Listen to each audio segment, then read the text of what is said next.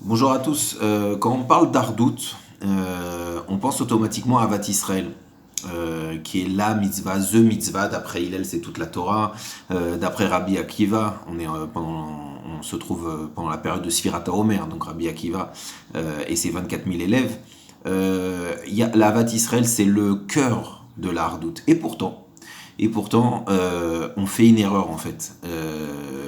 Quand ma hardoute, elle est liée uniquement à Avat Israël, alors très souvent, mon Avat Israël, c'est aimer celui qui me ressemble, aimer celui qui va m'écouter, aimer celui qui va m'accepter.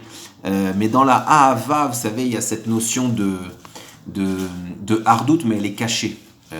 Très souvent, par amour, on étouffe. Par amour, on veut qu'un système de pensée. Par amour, on veut la réussite. Par amour, on veut beaucoup de choses. Et on sait dans la Torah que pour qu'un oiseau s'envole, il faut deux ailes, il faut de l'amour et il faut du respect. Or, je pense que dans la hardoute aujourd'hui, le Ham Israël montre en ce moment et a toujours montré beaucoup de capacité à aimer son prochain, à aider son prochain dans des situations, des fois comme on vit aujourd'hui, un peu difficiles, mais sinon même en général. Et donc la partie Ahava de la Hardout, on l'a souvent, Baruch Hashem, très bien illustré et extrêmement bien illustré. Je pense qu'aujourd'hui, il faut travailler un peu plus sur le respect de l'ardoute. Ça veut dire comprendre que, en fait, on est dans un grand puzzle et que chaque pièce est totalement différente et indispensable à l'image générale du Ham Israël. Et que tant qu'au fond, quand on aime son prochain, c'est un peu peut-être par supériorité, par pitié, par bon cœur, etc. Tant qu'on trouve une espèce de raison, en fait, et ben cette Ahavat Israël, c'est une ardoute, mais c'est une ardoute qui manque, on va dire, de valeur. En tout cas, qui est uniquement liée à l'amour, et c'est déjà une belle chose, mais sur laquelle il va manquer le sujet du respect. Et là, encore une fois,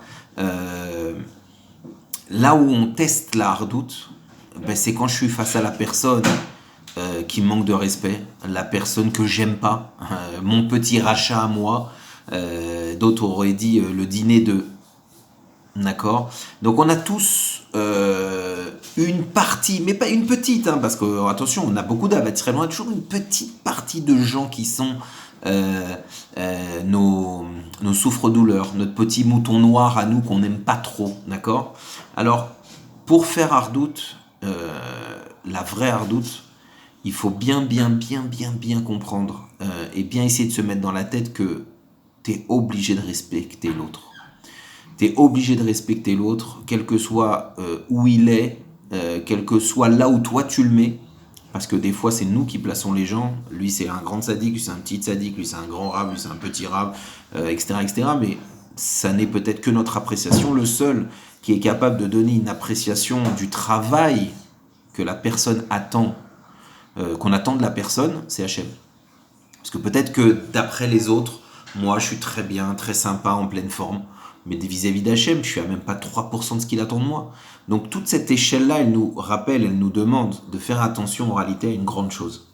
C'est que la hardoute, Bezrat Hachem, ça doit être une hardoute de kavod, plus que d'Ahava. Ahava, Baruch Hachem, encore une fois, on en a, et ça fait partie des choses qui font partie de la définition du Ham Israël. On est Rahman, on a de la pitié, on a de l'amour, on a de l'entraide, ça on le sait, et c'est déjà très grand, puisque on peut le voir, hélas, que dans d'autres peuples, des fois, ça il faut l'apprendre, il faut même l'obliger. Donc Baruch Hashem, on a déjà une très bonne base de travail, mais aujourd'hui je pense que, encore une fois, la hardoute sur laquelle on doit travailler, c'est la hardoute du kavod, la hardoute du respect, la hardoute de laisser la place à l'autre, comme ce fameux puzzle, encore une fois.